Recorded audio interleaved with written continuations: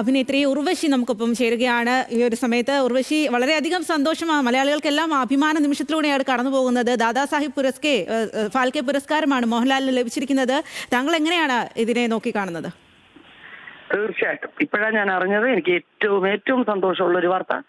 അടുത്ത കാലത്ത് ഞാൻ കേട്ടതിൽ വെച്ച് ഏറ്റവും എന്താ പറയുക, ഹൃദയപൂർവ്വം ഒരു എന്താ പറയുക, നന്ദിയും നമസ്കാരവും എല്ലാം പറയണം.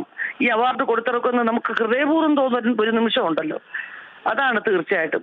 അദ്ദേഹത്തെ പോലെ ഒരു മഹാനടന് കിട്ടിയിരിക്കുന്നു എന്ന് പറയുമ്പോൾ, ഒരു അവാർഡ് കിട്ടുന്നത് ആർക്കാണെന്നനുസരിച്ചായിരിക്കും അവാർഡിന്റെ മൂല്യം കൂടുന്നത്, അല്ലേ?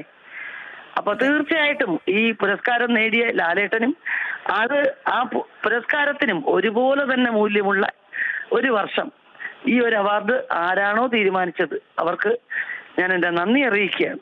ഉർവശി, സെപ്റ്റംബർ 23-ന് ദേശീയ പുരസ്കാരത്തിനൊപ്പമാണ് ഈ ഒരു അവാർഡ് നൽകുന്നത്. അപ്പോൾ നിങ്ങൾ ഒരുമിച്ച് ഒരുപാട് സിനിമയിൽ വർക്ക് ചെയ്ത ആളുകളാണ്. അപ്പോൾ ഈ ഒരു ദേശീയ പുരസ്കാരത്തിനൊപ്പം എന്ന് പറയുമ്പോൾ ഒരുമിച്ച് പുരസ്കാരം വാങ്ങാൻ കഴിയുമെന്ന് പ്രതീക്ഷിക്കാമോ? എന്താണ് അവിടുത്തെ പ്രൊസീജിയർ എന്ന് എനിക്കറിയില്ല. എങ്ങനെയാണ് കൊടുക്കുന്നതെന്ന് അറിയില്ല. ഞാൻ ഒരു തവണ പോയിട്ടുണ്ട്, പക്ഷെ അന്ന് ഫാൽക്കെ പുരസ്കാരം അതിനൊപ്പം കൊടുത്തിരുന്നു എന്ന് ഇപ്പൊ എനിക്ക് നല്ല ഓർമ്മയില്ല. എന്തു തന്നെയായാലും അദ്ദേഹത്തോടൊപ്പം അഭിനയിച്ചത് തന്നെ ഒരു വലിയൊരു അനുഭവങ്ങളും എന്താ പറയുന്ന ഒരു ഭാഗ്യവുമായിട്ടാണ് കരുതുന്നത്. അവരൊക്കെ വലിയ കഴിവുള്ള വലിയ നടന്മാരല്ലേ.